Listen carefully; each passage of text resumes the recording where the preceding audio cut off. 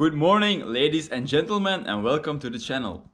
Today we're continuing on the brake booster misery that I showed you in the last video.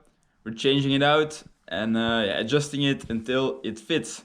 I'm actually taking this intro way after I've actually done the work on the brake booster. As you can see, we have another car here, but more on that later. I forgot the intro.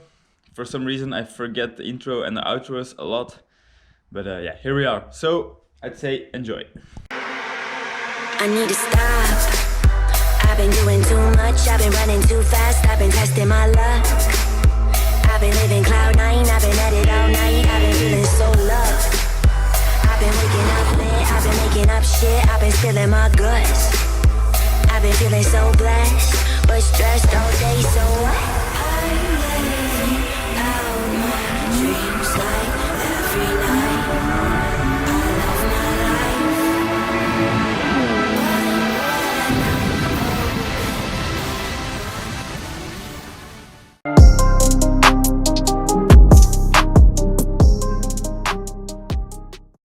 Okay guys, so this is basically what I came up with. So a fitting that I grinded down because it was too long to fit into the master cylinder. A 90, a connection and another 90, and that's basically it. And then we get this. So just grinded this thicker part off and threaded the 90 onto the plastic. So basically going to be about 5 centimeters more to the right, so away from the engine and a little bit higher. And I hope this gives me enough clearance, and I hope it doesn't leak. So yeah, that's basically the game plan. So I've just screwed this in by hand. I'm going to put Teflon on the threads to help it stop leaking. This is just a test. The other one is filled with fluid, and I have to do the work on that, so that's going to be interesting. Well, it's just going to be a mess, but yeah, we like a mess, right?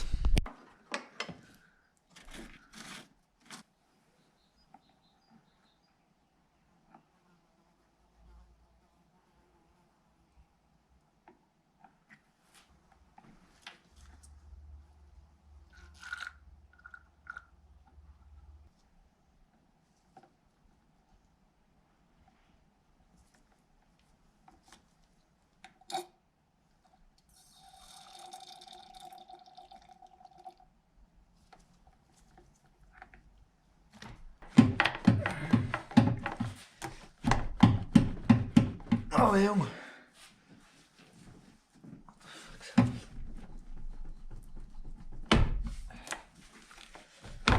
Okay.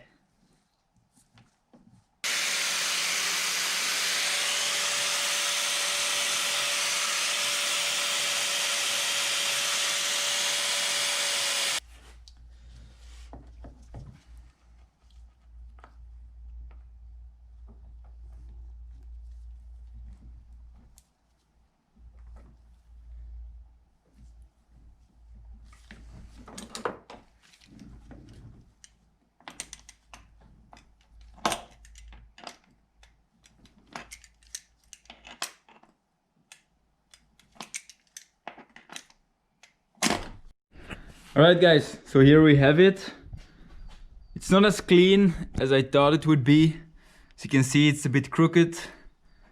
Well, it being crooked in itself is not the biggest problem, but I'm just curious now. It's not leaking, but yeah, I'll have to see when pressure is applied. Well, normally there's no pressure going that way, but still. The first time I drive it, I'll have to keep a close eye on this. But yeah, it will be temporary. I think that I chose the fittings that go into the master cylinder. I should have taken a bigger size. But yeah, we'll see. I'm curious to see how it's gonna hold up. But yeah, it's quite important, obviously, the brakes. Don't want to lose those. So as I said, when the first test drive, really gonna keep an eye on it. And the moment it starts leaking, I'm gonna stop driving immediately, fix it, and find a better way. But yeah, now is the moment of truth to see if the reason I actually did this is for the throttle body, to see if it fits. Otherwise, I'm gonna stump myself in the face. Alright, so let's see. So I've got two throttle bodies here. This is the original one from the M50. No, I'm lying. This one is from M52. This one is the original M50. I'm gonna put this vacuum hose on at the side. Should be enough clearance now. Alright. It's still gonna be really tight to get the sensor on, but it should work like this.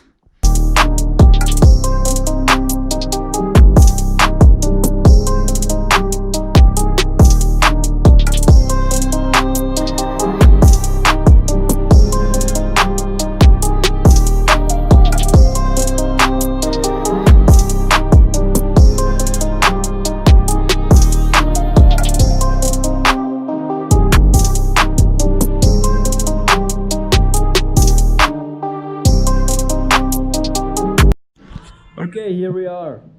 I had to use the standard the air filter housing from the E34 because it's right here, because I had like a cone filter, but it was old and I basically gave it away and I forgot to order a new one, so I'm gonna do that right away. But yeah, this will do for now for the first start. You can also do it like this, but I don't want to risk debris or dirt flying into the engine. Now I filled up the engine with demineralized water. I will put in coolant later, but I just want to flush the system once, and demineralized water is good for that.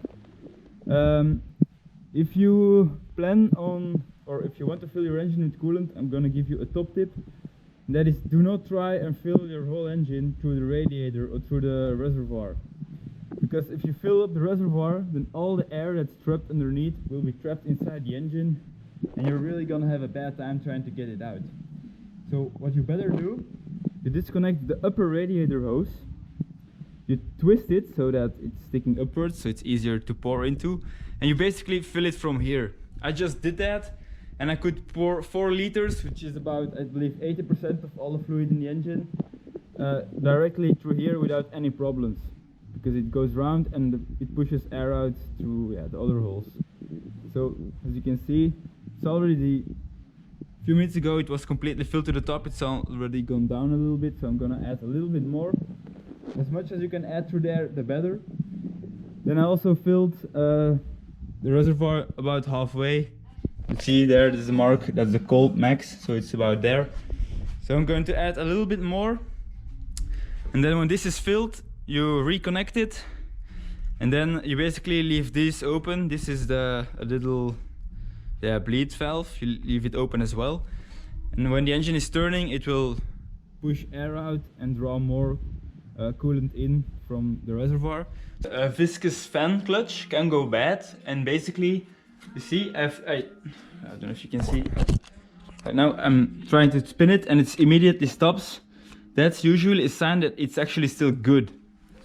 So you could think, well, shouldn't it be free to spin? But no, because it's a vicious fan coupling. I don't know exactly how it works, but there's basically a fluid inside, and when that reaches a certain temperature, the fan starts to spin easier or it won't spin at all. And it helps regulate how much airflow goes through the radiator, so how much cooling the engine has. So, roughly explained. So, like, see, it's cold. So it's good. It shouldn't keep spinning. So this is good. I'm gonna tighten it a little bit, but since it is reverse thread, it's basically can never get off on its own. Basically a safety. Okay, we're coming closer to the moment of truth. I connected the battery, as you can see right there. I took out the fuel pump relay, so to make the engine crank but not start. That way I can run the oil through the block before I really started. So yeah, let's turn the key and see what happens.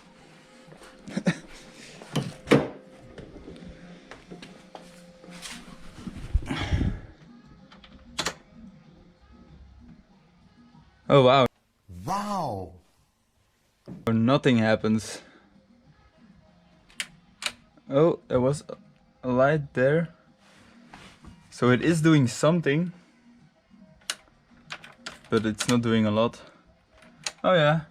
So you can see the dial from the fuel is working. So we have power to the cluster. So that's already something. But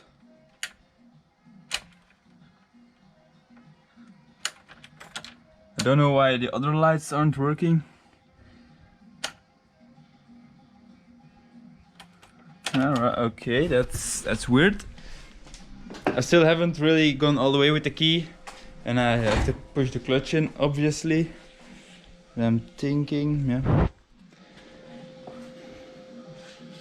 Pretty sure, like, at least some of the lights should work, but yeah. We're not to the bottom of this yet. Now we are having another couple of issues. And they're quite, well, not major, they just suck. When I wanted to try and start the car, I pushed the clutch in and immediately, see, I don't fall, I felt no resistance. So I thought maybe the clutch wasn't bled or something, but I never touched it, so it should be bled perfectly. But because I'm using an E36 gearbox, basically the slave cylinder from the clutch is not engaging far enough to where it hits the clutch fork, and it's disengages the clutch. So I'm probably going to have to mount an E36 slave cylinder. Hopefully that solves the issue, but if that doesn't, I will have to get another gearbox.